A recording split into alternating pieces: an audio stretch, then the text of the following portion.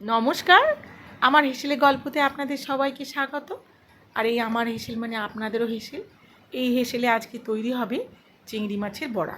কী কী লাগছে দেখুন: আদা, রসুন, গোলমরিচ, চিলি ফ্লেক্স, রোস্টেড রসুন, চিনি, নুন, হলুদ আর পেঁয়াজ কুচোনো। আর আছে, এটা হলো চিংড়ি মাছ। চিংড়ি মাছটা খুবই ছোট ছোট। আর লাগছে গোবিন্দভোগ চাল আর মুসুরির ডাল। চালটা একটু বেশি, ডালটা একটু কম। এটাকে আমি বাটবো, কিন্তু একটু দানা দানা করে বাটবো, একদম মিহি পেস্ট তৈরি করব না। আর এই ডাল চালের সাথে অর্ধেক চিংড়ি মাছটা দিয়ে দেবো, আর অর্ধেক থাকবে গোটা দেব, তাহলে বেশ খেতে ভালো হবে। খুব ছোট ছোট চিংড়ি মাছ তো।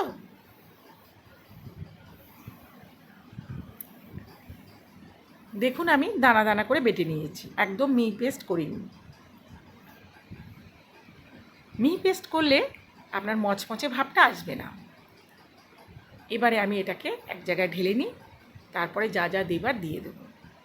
যা যা দেবো সে তো আমি দেখিয়েই দিয়েছি।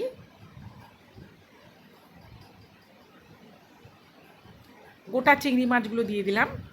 এইভাবে একবার আপনারা করে খেয়ে দেখবেন, অসাধারণ লাগে খেতে চিংড়ি মাছের বড়া।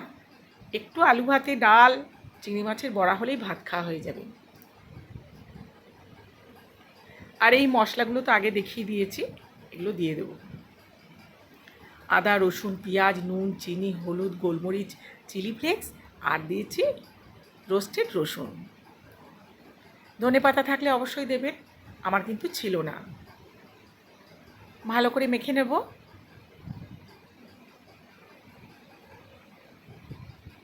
আপনারা সবাই কোথা থেকে দেখছেন আমার ভিডিও অবশ্যই কমেন্টে জানাবেন। ভিডিও যদি ভালো লাগে লাইক অ্যান্ড সাবস্ক্রাইব করে দেবেন, কমেন্ট করবেন, আমার পাশে থাকবেন। একটু খাবার সোডা দিলাম, বেশ নরম আর মচমচে দুটোই হবে।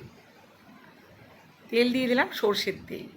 সর্ষের তেল না হলে মাছের কোনো রেসিপি হবে না। এবারে আমি বড়াগুলোকে ভেজে নিচ্ছি। অবশ্যই আপনারা, আর এই ছোটো ছোটো চিংড়ি মাছ এখন বাজারে খুব ওঠে, একবার করে খেয়ে দেখবেন, তাহলে বুঝতে পারবেন কি স্বাদ। দারুণ স্বাদ খেতে চিংড়ি মাছের বড়া। আবার এই বড়া করেও তরকারিও করা যায়, কিন্তু আমার বেশি ভালো লাগে এই বড়াটা খেতে। বেশ শুকনো ভাত দিয়ে এই বড়া ভাজাটা খেতে দারুণ লাগে।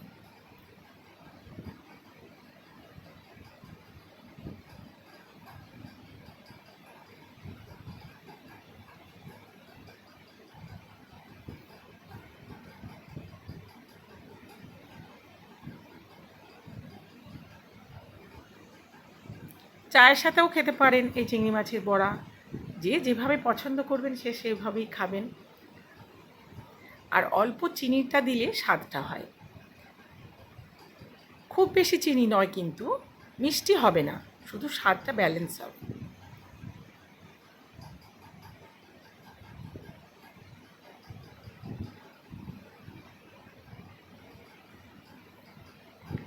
বড়াগুলো কিন্তু যে মচমচে হয়েছে, বড়াগুলো দেখেই কিন্তু বোঝা যাচ্ছে। আপনারা বুঝতে পারছেন কিনা আমি জানি না, দেখেই কিন্তু বোঝা যাচ্ছে যে বড়াগুলো খুব মচমচে হবে।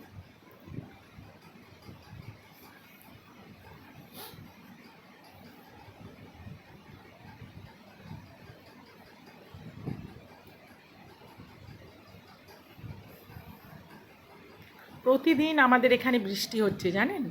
আপনাদের ওখানে বৃষ্টি হচ্ছে? বৃষ্টি আর ভালো লাগছে না।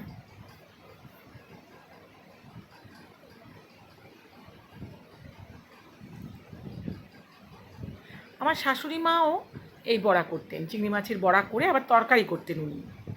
ভাজা ইয়েটা নয়, তরকারি করতেন।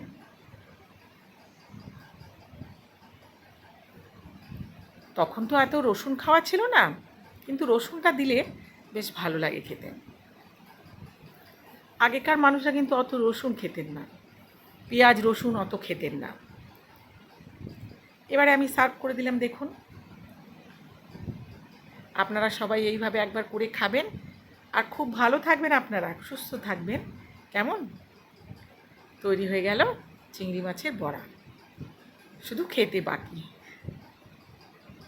আমি তো এবারে খাবো, এবার আপনারাও কিন্তু করে খাবেন, কেমন?